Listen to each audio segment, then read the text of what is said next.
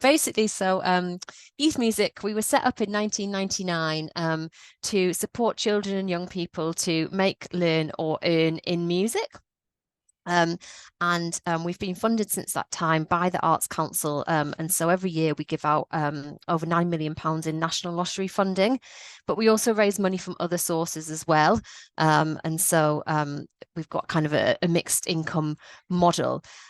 This fund that we're going to be talking about tonight is funded through Arts Council National Lottery money, and it is working beyond music, but I'll say a little bit more about that in a second.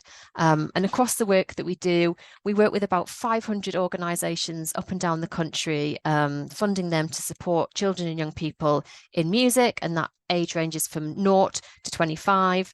And we also work directly with about 200 18 to 25-year-olds every year through our Next Gen Fund. And that's basically providing funding for them to kind of take their first steps into the music and creative industries. So we're a national charity, and we've got a board of trustees and about 30 staff. Next slide. And we just wanted to kind of talk to you really upfront about our funding principles, because these are the things that like really guide the way that we work with people. So we're signed up to kind of a national initiative, and that's where these funding principles came from. But really for us, that means things like being flexible if you were awarded a grant, responding to your inquiries quickly, keeping our application and reporting processes as kind of light touch and as accessible as possible, and having some flexibility in how you can apply and report to us. And ultimately, like what we're trying to do all the time is just, enable people to have kind of the best possible experience that they can do when they're applying to us or when they've got a grant. Next slide, sorry. So the Energiser Fund, which is why you're all here this evening, we're really excited about this fund for a number of reasons. So firstly, it's focused on early years. So early years has been a sort of strategic priority for youth music for many years. And we really kind of wanted to just do something that would bring some energy and attention to this kind of vital stage of young children's lives. The second thing that we're excited about is the fact that what this fund is enabling us to do is to kind of really sort of fly the flag for early years. And we're doing that from kind of an equity perspective. When we started doing our kind of research and scoping about what this fund would look like, increasingly what you see is that it's an age range that's often underestimated. It's often kind of left out of the conversation. We did a kind of big scoping exercise looking at lots of major funders, and whilst the majority of them had priorities for children and young people, it was really rare to actually see kind of specific early years priorities, and even rarer to actually see specific early years funds. So we kind of wanted to address that head on. The other thing that we're excited about is that the process to kind of get up to this point has really been one of co-creation. So we kind of did a bit of scoping at the beginning, and then what we've been doing to develop the applicant guidance is actually kind of going and visiting early years arts projects across the country, observing children, talking to them sometimes, talking to their parents, staff, arts practitioners, that kind of thing. And then we've also been doing kind of series of one-to-one interviews with people from across the kind of funding, arts, early years sectors. And that's kind of what has enabled us to kind of develop the key criteria for the fund. And we've also sent that out a couple of times to people just to kind of sense check and review and actually make sure that it's going to work kind of for people on the ground. Next slide. And there's three things that really we wanted, or I wanted to highlight about the fund before I pass over to Zoe, who'll give you a bit more of kind of the detail of the criteria. So the first thing is the age range. So we're working with 2 to 4-year-olds through this. The second thing is the co-design aspect and the real focus on children's views and lived experience. And then the third thing is around the sort of creative element. So whilst we are youth music, this fund is working beyond music, and it's the first of our funds that actually have done that. So I'll just now go on to talk about each one of those things in a little bit more detail. So why the focus on 2 to 4-year-olds?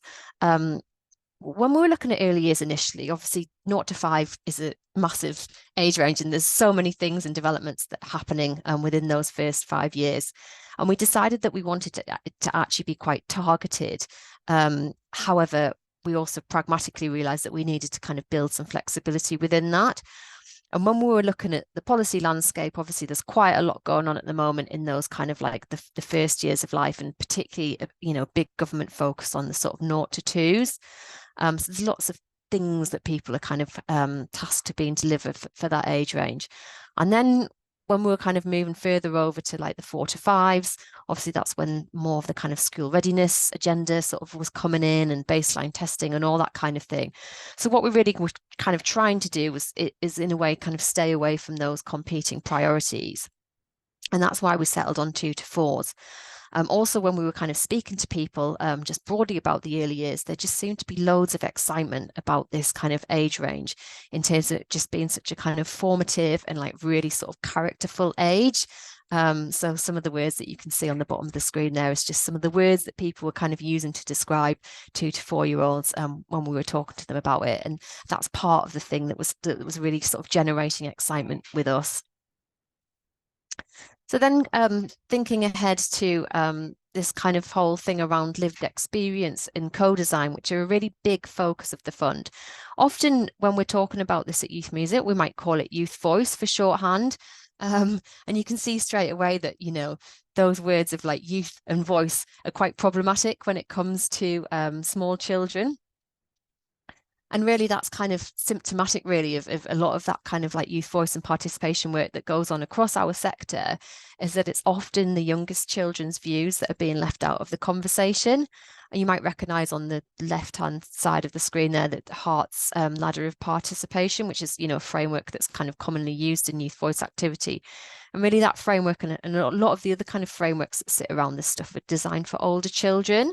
So we know that there's kind of an education piece to do there, for ourselves and for the sector. And what this fund is doing is really kind of enabling us to have like a really focused look on like what are children's lives like at that age, and how can they really kind of influence the work and the creativity that we're supporting them with. So yeah, it's just in general, youth voice as a kind of concept is a really important thing for youth music.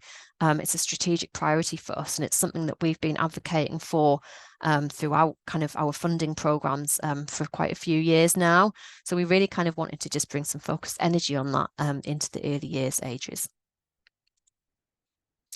And then finally, before I pass over to Zoe, why this fund is focused on creativity rather than just music. So some of you may know that we're funded by Arts Council, and we're kind of slightly different to a lot of their other funded programs, but we do run on a 3-year funding cycle with them, which kind of aligns with the National Portfolio Organisation cycle as well. So in our current agreement, so we're just coming to the end of year 1 of a 3-year agreement, and they've asked us to align to their Let's Create strategy. And when they were developing that strategy, one of the kind of key findings that they had back from speaking to kind of children and young people was that often children and young people are seeing sort of creativity in very broad terms, not kind of limited to like one or other art form. And they've really kind of asked us to respond to this. So we'll be funding some work beyond music in this next financial year that's just come in, and that's the Energiser Fund, and we'll be doing some other stuff the year after, which is currently being worked on. So whilst we're called Youth Music, this fund is not just music, and actually we probably won't be funding any music only projects. So we'll likely to fund music that's working alongside other types of art forms and creativity, but we won't be funding any music only projects. And we want to be quite open as well about creativity in terms of that kind of participatory element. We envisage that generally the stuff will kind of fall under the Arts Council's like footprints of like the art forms that they deliver, but we just really want to also be quite open about what that might look like. So I think that's the headlines from me. I'm going to pass over to Zoe now, who'll talk to you a bit more about the sort of detail and the technical elements of the criteria.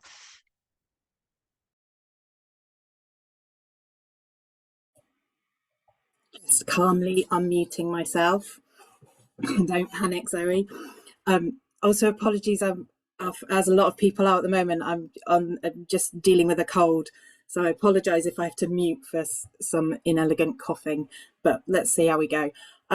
So great. So I'm going to talk through a bit more the detail of the fund, and just to say there's really comprehensive guidance on our website. So this is all repeated there. But basically, what we want to do with this fund is we want to partner with up to 10 organisations, and what each of those partners will get. They will receive a 3-year grant of up to £120,000 to deliver creative programmes with 2 to 4 year olds. And then importantly, those partners are going to come together to network and reflect throughout the 3 years in a bespoke learning programme. So the Energiser learning community, and I'll go through that in a bit more detail in a minute. And also, Youth Music is going to be providing communications and advocacy strategy and support, as we really want to be talking about the work we do through this fund, and we really want to use it as an opportunity to really celebrate the early years. And it's really important to sort of iterate that the to emphasize that the comms and advocacy work and also the learning community are as important as the grant. So the learning community isn't an add-on or an optional extra. If you're joining the Energiser Fund, it's a key part. So, so to be really upfront, if you just want to get a grant to deliver your project, that's fine. I completely understand that, but then this probably isn't quite the right fund for you. So these are our Energiser Fund principles, and these were developed as part of our consultation process. So when we were talking to lots of people all across the country and meeting with children and early years practitioners, and also just reflection on youth music's own values.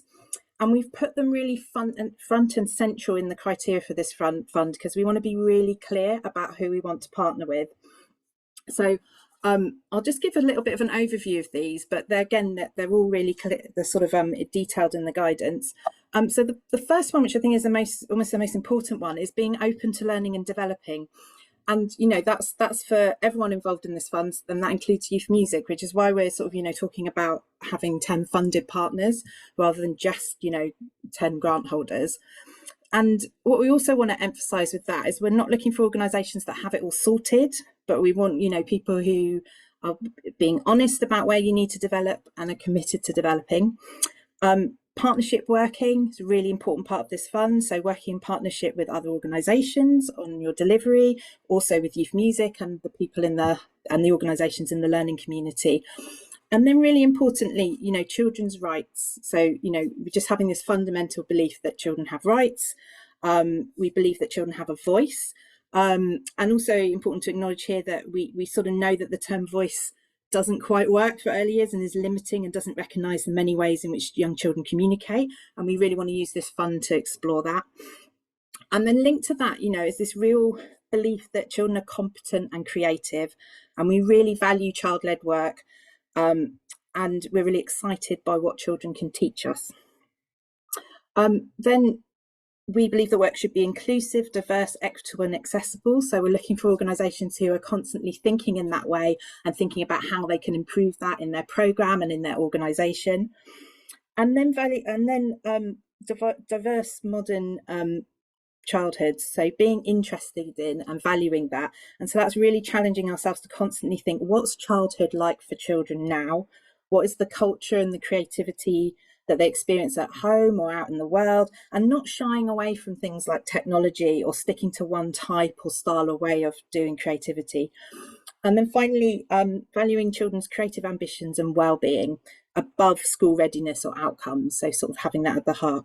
And then also, if you get a grant through this fund, you need to be up for and invested in engaging with evaluation and data collection, and happy to travel, network and connect as part of the learning community, and up for advocating and communicating about the fund. So we'll be here to support, but we want engaged sort of partners who want to be actively sharing and are happy to respond to things like interviews, social media sharing and so on.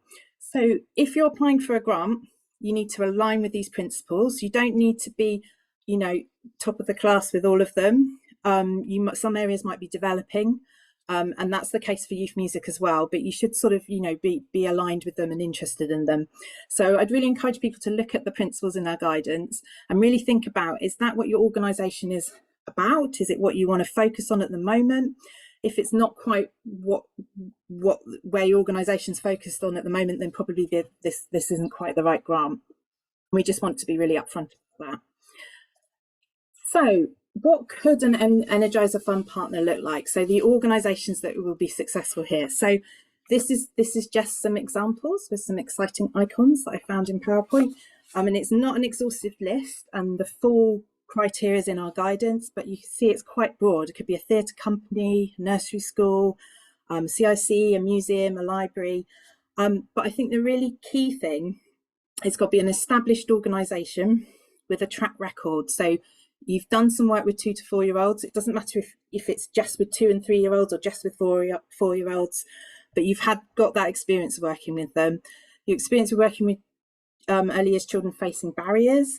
You've experienced that delivering creative work, and co-design is part of your practice. So this is a fund that's going to support development and going to support learning, but it's not the place to get going with early years work if you've not done any of that work before, or if co-design or co-creation is completely new to you. And then just to mention, you could be a current funded partner. So if you can hold an Energiser Fund grant at the same time as one of our other grants, but we anticipate that a large proportion of the grants are going to go to organisations who are new to us. So if you are someone who's already got a grant with us, we'd really ask that you have a conversation with your grants and learning officer in advance, and that's just so they can talk through whether or not this grant is a good match for you. And also, we know writing applications is really time consuming, so we want to help you make the best decision. So what would an Energiser Fund project look like? So basically, provided you're meeting the programme criteria and the budget criteria and the guidance, we're really open to this. But at its heart, it's about delivering creative activities for 2 to 4 year olds that have been co-designed with them and that are delivered by organisations that want to explore and develop their co-design practice. And then, you know, there's some really basic things. Delivery has to be in England. You need to be working in partnership.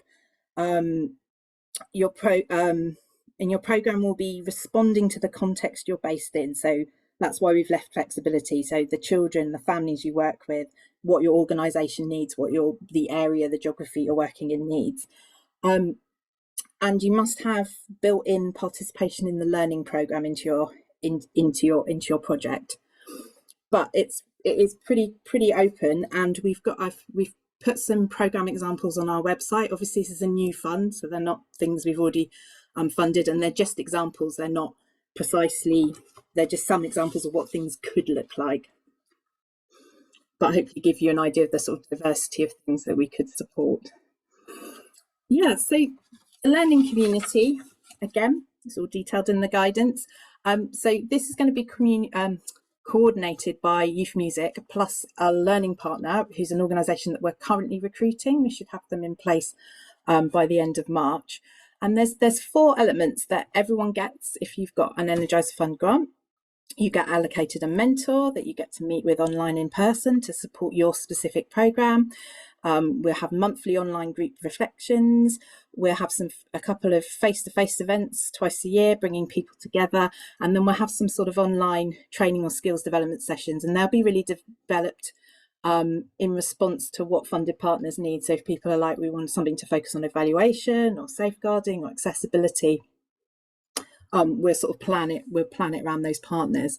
And then just sort of important to say is that though there'll be the 10 organisations that have the grant, we want to be really open about what the learning is and make sure that there's a kind of feedback. So the wider funded partner community and the wider early years and creative sector can be learning from this. So particularly as we're going into year 1 of delivery and we're working with people, we'll be really looking at mechanisms, how we can share the learning and bring other people into influence.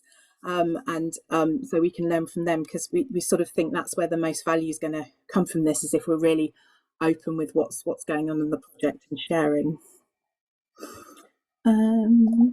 Yeah, so 9. So as I said, we're getting our learning partner in place by the end of March. Applications for this close at the start of April. Shortlisted applications will be invited to, we'll do the shortlisting process and we'll invite a shortlist to interview. That'll be in May and June. And then people will find out final decisions in July. And then really importantly to sort of say, the grant starts in September this year. That's when the grant and the learning community starts, but we're not expecting projects to get going with delivering with children until January next year. And that's for a few reasons. So once you've been notified, it's so we've got time to talk with you. If there's any sort of negotiation we need to do about the programme, we can let you know the exact details of the learning community so you can build that in. And so you've got time when your grant starts in September to do all the things like recruitment, sorting out venues, staff training, getting going with all of that stuff, because we know that stuff all takes time. And I think that sort of really sort of emphasises we are a flexible funder. We know things change. We know things change from the point when you submit a grant application and then when, things get going. So we're sort of really allowing ourselves that sort of flexibility so we can really, the delivery has the, best opportunity to start really well. That is everything that I was going to say. I think we're going to go through questions now. That is correct. I'm going to stop screen sharing because I also need to bring up my notes with the questions on. Thank you, Zoe. And yes, apologies that we're reading off notes, but we just want to make sure that we've kind of given you all of the right information, and otherwise I could just end up going off-piste, and I don't want to tell you the wrong thing. So we've collated all the questions that you sent us, and we're just going to run through them now. Feel free to pop stuff in the chat while we're talking, and we'll come to those at the end. So the first one that I had is this a one-off opportunity, or are there likely to be further rounds in the future? We may not be ready to put an application in yet. So just to say that we don't envisage any at present any future funding rounds. So in our main programs, Trailblazer and Catalyzer will always have early years as a priority within those, but those do have a specific music focus. So they're the kind of ongoing early years activities, but this fund is quite specifically a one-off. Cool. And then there were just quite a few general questions about what's the sort of inclusion, exclusion criteria for organisations and participants. What's the funding criteria? So hopefully we've given a bit of an overview of that. It's all very clearly outlined in the guidance, what organisations can apply. So make sure to read that. But also if you then have questions, contact Youth Music. We're really happy to advise about that. There's quite clear guidance about types of projects, activities, what the budget can and can't be spent on. I would say that Youth Music, we aim to be really clear. There's no hidden criteria. There's not something that we haven't said in the guidance, but always really happy to answer questions. In terms of sort of criteria for participants, I think we sort of already covered that. They need to be based in terms of the children, based in England, aged between 2 and 4, with some flexibility, because we know, children and families don't always come neatly packaged up in those age groups. So if you're working in a mixed age group setting or with family groups, provided the main focus is on 2 to 4 year olds or children within that age group, it's fine if there's younger or older children. And also, that facing barriers, it's for children who don't normally get access to these kind of opportunities because of the barriers they're facing. Thanks. So the next question I had, would it be possible to receive funding to organise activities in an institution in Italy? At the end of 2024, we'll be opening a new large permanent space for 3 to 6 year olds. It will be dedicated to STEM and creativity. We're looking for ways to enrich the programme and the professional network. Well, firstly to say, whoever sent that one in, that sounds really exciting. Sadly, perhaps this might not be the fund for that. So in terms of the kind of criteria around England, the participants will need to live in England. And I guess, trips abroad aren't an ineligible cost. However, we wouldn't kind of see like the majority of the money being spent there. I hope that answers it.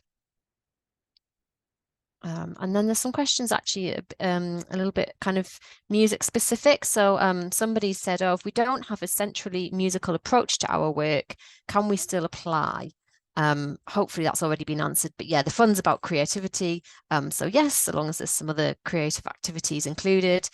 And somebody's asked, is there a hope that successful organisations will engage with their local music hub? Don't worry if you don't know what a local music hub is. I won't go into details now, but to whoever asked that question, I'd say, if you've already got a relationship with them and you think they can bring some added value to what you're trying to do, then yes, that would be really beneficial. But kind of if you're already knocking at an open door, if you don't know who they are, then perhaps, that's one for a little bit further down the line if you were successful. Oh, sorry, I've got another one now. This was so I think somebody asked, I think they might have been a little bit confused about a line in the applicant guidance notes that was specifically aimed at people that have already got a grant with us. But I'll just read it out. So what do you mean when you say you must have capacity to deliver on multiple grants at the same time? So for that one, it was just if you already had a grant with youth music and you were applying for this grant as well, what we just need to see that there's the kind of right capacity and kind of infrastructure in place within the organisations to be able to deliver on both of those grants. Great. There's a question about reach. So what sort of reach would you be expecting to see on this project? So I'll answer this in two ways, in terms of reach in terms of geography and then reach in terms of numbers of children. The answer with both of those is we haven't specified a thing, and there isn't an agenda, a specific thing we're looking for. So in terms of geography, we haven't specified this. So this is up to your project and what you want to explore. So for example, you might just be working in one setting with one particular group of children. So be very, focused on a very particular location. That's fine. You might be working across a group of settings or a group of spaces or organisations, maybe in a city or maybe even across a whole county. That's fine. And including if you're working cross-regionally or nationally. So what works for you, what you want to achieve. We haven't got a specific criteria of kind of going, oh, this organisation's working in the most areas, so that's the one that's more likely to get funding. Where you do probably need to think nationally perhaps, or beyond your sort of own local reach, is being part of that learning community, because that's going to involve people from across the country and being part of that community that wants to sort of collectively influence and make change at a national level. So if you're you're focused on your location and that you only really want to talk about that and connect with people in that area, then you might need to think about what the learning community would mean to you. In terms of numbers of children, we haven't specified this, and this is the same for all our funding. We don't do that kind of looking for the projects that are working with the most young people or the most children. It's always about what the work is and what you want to achieve, and it's definitely sort of quality over quantity. So we're not chasing those numbers. What we are anticipating is that there's a group of children that get some kind of regular activity. So there might be activity, you might be doing some one-off or some drop-in activities as part of your program. That's good. Those we understand the value in those. But if that was the sole focus of your project and there weren't any children who got anything beyond a sort of one-off activity, that probably wouldn't be quite right for us. And then a few sort of questions about examples of the kind of projects you're looking for and what activities are expected. It's all covered in the guidance, and I hopefully have sort of given a flavour of what that could look like. And we really being flexible in how people might want to deliver on this. So as long as your programme meets the criteria, then it should be eligible. In the guidance, not to go too negative on things, but there is a list of activities that can't be delivered under this fund. There's very few of them, but probably the two to think about are work in reception classrooms and programmes that are only focused on music. But hopefully all the guidance answers all of that. And again, the same with budget, that's all detailed there. But broadly, what I'd really emphasise with the budget, it's to cover programme delivery. So anything to deliver your programme, materials, equipment, venue hire, staff, whether they're freelance or salaried, surrounding activities, so marketing, evaluation, training, and core costs, so covering your overheads. The only place we've really got probably the biggest restriction is just capital costs are kind of capped at 20%. And you need to make sure you've budgeted for attending the learning programme. But we're full cost recovery.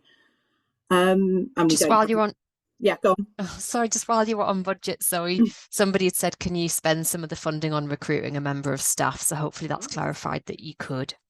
Yes. Yeah. Yeah. And we don't have, there's not a limit on core costs. So if what you needed was just to cover all your core costs, then that's fine. Can some of the funding be used to pay for a member of staff? Yes. And then a question about what pedagogies are youth music most interested in seeing employed by applicants. We don't specify this because we don't have a preferred one.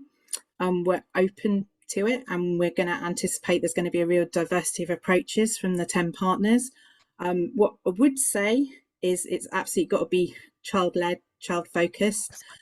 Anticipate that whatever pedagogy or your approach, or whatever you want to call it, allows flexibility, so you can respond to the children, to your learning. So it's probably not a place for an approach or pedagogy that's got a very set approach or curriculum that's kind of like this happens and this happens and this happens, because we want to be able to respond to those children. And also, whatever your sort of approach or values are, I think you need to be open to reflecting on it and potentially being challenged by yourself for your own work, but also the learning community. So I would say also take a look at the fund's principles. If you've got a particular approach that you work with, a particular pedagogy, then maybe go and look at the fund's principles and go, does it align with those? Thinking about child voice rights, things like diverse modern childhoods. That's me again.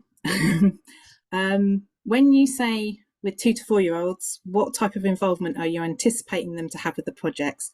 Can this funding be utilised to create new theatre for early years, or are you more interested in participatory creative learning workshops for 2 to 4 year olds? So, as we sort of said before, at the heart of the Energiser Fund should be regular creative activities for children. So you potentially could use this funding to create new theatre for early years children, but you'd really need to have involved children at the heart of that. So if your approach was to, sort of go away and design a new piece without the children, or you were just going to involve them in a very light touch way, maybe just to test it out or with some initial idea generation, then this probably isn't the right place to get that funded, because children need to be really at the heart of that process. But it could be a really, exciting way to try out a new way of doing this, or sort of, experimenting or exploring. Great. So I'm just going to move on to some questions about match funding now, because somebody's wanted a little bit more explanation about the cash match funding. And then someone's asked quite a specific thing. Can ticket income be used as cash match funding? So the way that our kind of match funding works for this fund, we want you to have a minimum of 20% match funding. And within that, you might have some cash match funding and you might have some in-kind match funding. 10% of the total grant needs to be cash match funding. So if you were to get a grant of £120,000, you'd need to get £12,000 of cash match funding. And just because of the way that our own funding works, that amount couldn't come from Arts Council or other lottery sources. It would need to come from another source. So ticket income would be fine as one of those sources. The thing I would say about ticket income is just obviously being mindful of the whole kind of inclusion, diversity and access side. So if you are charging for things, just making sure that you've got like your fee remission policies and the kind of the access side sort of sorted, because obviously finance can be a barrier as well for some people, well, lots of people at the moment. And then somebody else has asked, do we need to have the match funding confirmed at the time of application? No, you don't. So that can be all projected at that point. Great. I had a question about how to engage early years in co-creation. So I'll just answer this sort of generally. Hopefully you can sort of see that we want to use this fund to help us explore and develop our practice, and youth music doesn't have all the answers. So we've not got an exact vision of what co-creation must look like, or a tick list of things that people must have in their application. But I think it is really about valuing children as competent and creative, valuing their creative work and wanting to learn from them. So ultimately, making sure that planned activities are designed to sort of respond to their wants, their needs, and the lives of the children you're working with, and then having that flexibility. But co-design is really broad. It might involve conversation, it might involve creative activities, observation, reflection. That's kind of time and space for child-led and spontaneous activities. It might involve talking with or communicating and being creative with the adults around that child who know that child well. So it's quite broad, and we're looking to explore it through this fund as well. So the next lot of questions were around partners and what sort of project partners are you looking for, or what kind of partners were you expecting? I guess like our own frame of reference, often we see partners, there might be like an arts organization who's kind of partnered with an early years setting, like a nursery or a children's centre or something. We've seen libraries and museums kind of working either with individual freelancers, kind of arts freelancers, or arts organizations. Sometimes we see partners from the local authority, speech and language therapists, or other kind of specialists, or early years, or other teams. So it's really probably quite specific and kind of dependent on your project, but hopefully that gives you a bit of a flavour. Jeremy has said, I'm thinking of partnering with a literary society as a partner, and yeah, that would be all completely fine. Miranda did ask basically if we could do like brokerage and kind of matching partners. So Miranda from the Campaign for Learning and thinking potentially about a venue that would be interested in bringing together kind of strengths and resources. So they've got an early years and learning as a strength, but don't generally work directly with learners. Maybe we can come back to that at the end in terms of just some of the networks and stuff that you might want to tap into, because I think Zoe and probably some of you on the call would know better than me. So if it's kind of music and people that we're already working with, then potentially we can kind of signpost you. But sometimes when it comes to the wider art networks, it might be kind of going directly to where those networks already exist. There's another question about how to frame a multi-partner consortium approach. So if you want to work in a consortium, great. The way that it kind of works with us, though, is that there would always be one lead organisation who would be the fund holder and have the funding agreement with us. And then it would be down to you to kind of have your own partnership agreements or other kind of agreements in place with your partner organisations that are part of that consortium. And the lead applicant is ultimately responsible for kind of the legal and financial side of the project. And then somebody's asked, are MPO organisations eligible to apply or to be partners? And yes, they are. Perfect. It's nice to say yes. We had a question about what evidence will you expect of an organisation in their work with early years? So in terms of practicalities, there's multiple, if you have a look at the application form, there's multiple ways to demonstrate this. So we'll be taking a holistic look. So people give their website and their social media. We allow people to demonstrate their skills and experience through up to 2 links or attachments of existing content. So you don't have to sort of write it all out for us. And then in the Energiser proposal, where you can tell us a bit more about your organisation and its experiences. I mean, in terms of type of experience, I mean, I think we've sort of covered that already. Is that kind of that track record of early years, facing barriers, creative activities and co-design. And then another question, it just said support for national organisations. So sort of taking this as, is this a place that organisations that work nationally could take part? And I'd say, yep, they could definitely apply.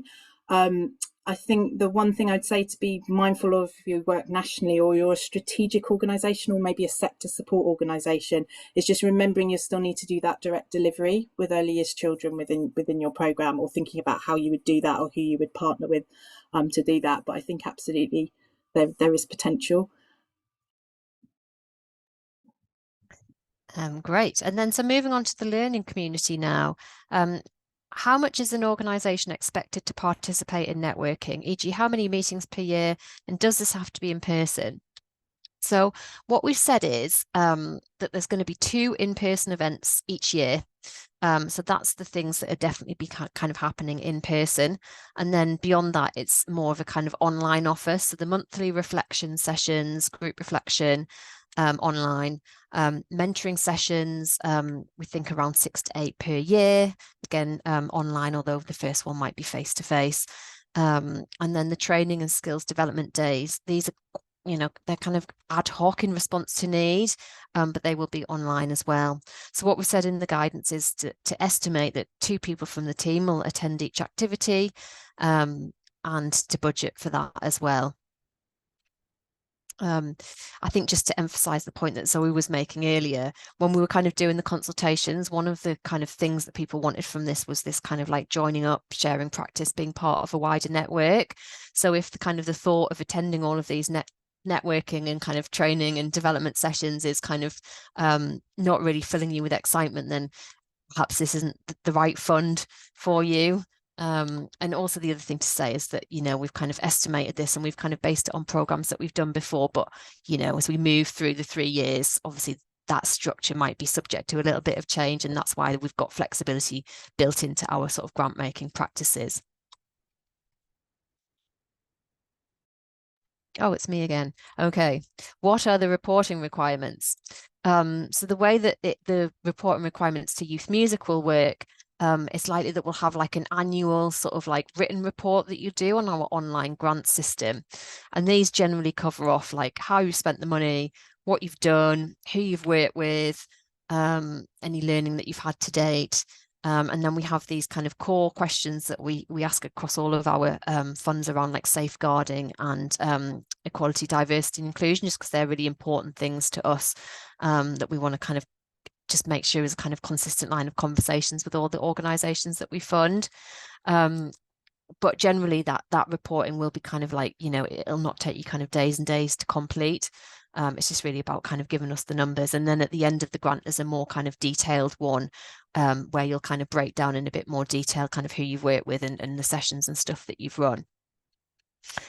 On top of this, there might be some additional data collection requirements that will come out of the learning partner work. So one of the things that the learning partner will be doing for us is kind of having like an annual sort of research question that they'll be responding to and working with the 10 organisations.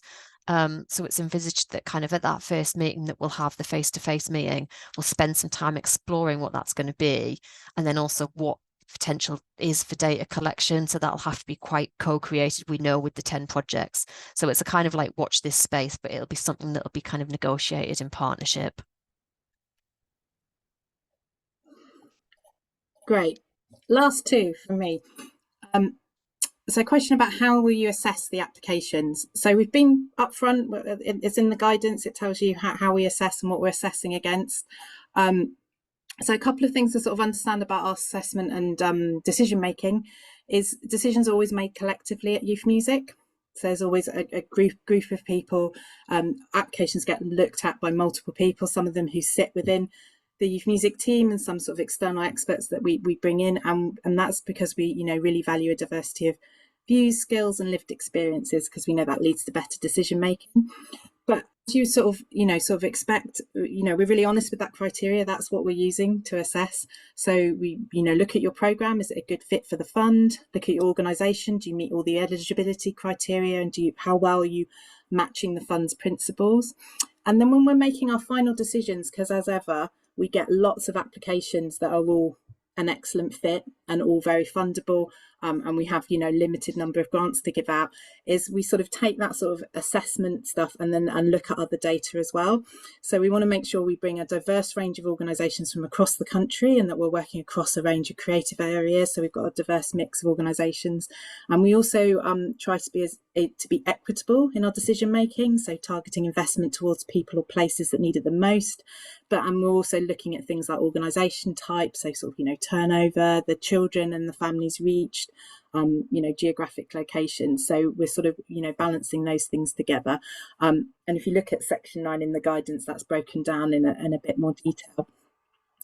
And then just the final question, which maybe was just a general question. I'll use it as my I'll try and sum up how to apply and get the best out of your application. So it's obviously, I've said the word guidance so much it's become meaningless to me, but yeah, do read the guidance, do look through the application form. Do you in particular reflect on the fund principles? Is this what your organisation wants to be focused on now? Look at the learning community. Is that what you want to commit to? And as I say, we're really upfront in our guidance and our criteria, so that is what we're looking for. Also, we're approachable. You can ask, you can use it questions. As we will answer them quite close to the deadline, but the further in advance you can do them, the better sort of service we can offer you. But you can, email us or pick up the phone. We're very happy to do that. We're not sort of able to kind of like, read entire applications and provide really detailed advice, but particularly that kind of technical stuff, or we're thinking about that, does that meet the criteria, or we're not quite sure how to interpret stuff. We've got a really friendly team who really love supporting with that, so do feel you can reach out and feel and we want people to feel really comfortable doing that. Were there a few more in the chat to pick up? Yeah, if you just start scrolling up, and I'll just under where Leslie introduced herself. Hi, Leslie. Jeremy, I think we've covered off Jeremy's question about partnerships, but he did say, is there a preferred type of partner organization? To which I would say no, just whatever's going to kind of create the best kind of added value, I guess, for your project. Heather has asked, if you want to extend a program, can you, or is it new projects only? Yeah, you can extend a program. Cash match, we've covered that one off. Can MPO lead or partner on this grant? Yes. Can a local authority service apply? Yes.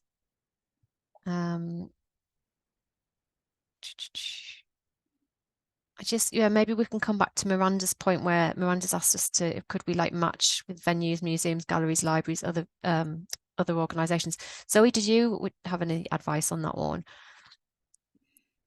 I probably need to know a bit specific, but we've definitely got sort of networks we can tap people into. Maybe if they reach out to us directly.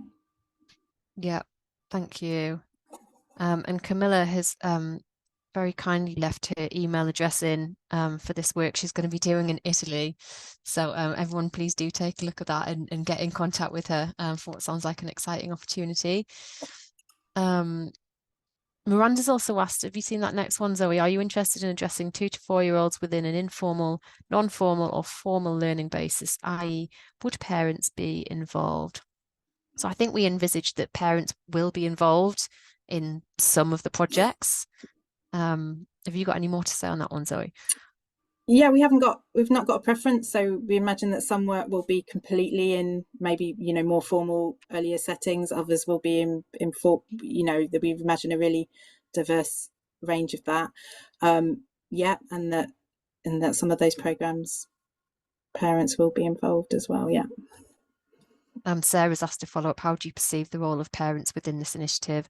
I think one of the interesting things, so yes, they might be there with the activity and kind of really integral to it. The other stuff is just around the kind of co-creation side of things, and and maybe some of the inquiry questions around, like, how do you do co-creation well, and what are different kind of ways of engaging parents. So they'll be there as participants, and then I think they'll feed into the kind of wider learning program as well.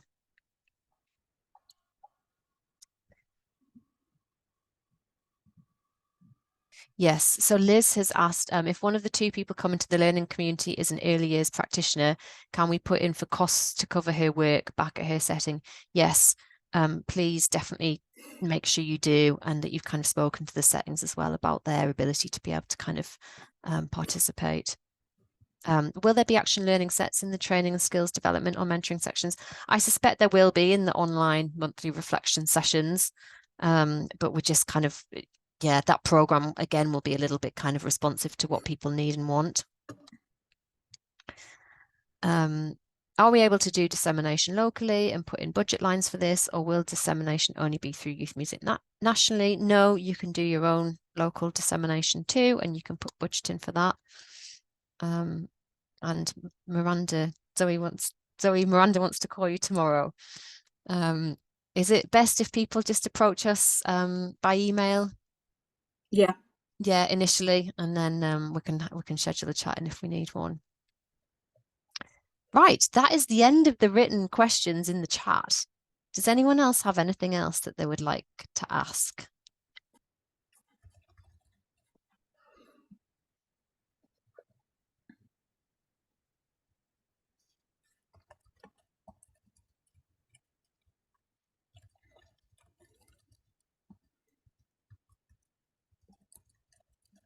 Just leaving the silence. So just by way of, maybe we should just summarize by way of follow-up.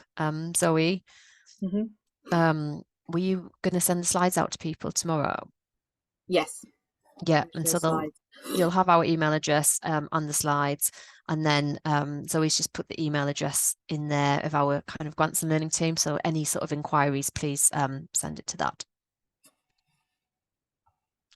All right, brilliant. Well, thank you so much, everyone. And we're really excited to see what comes through.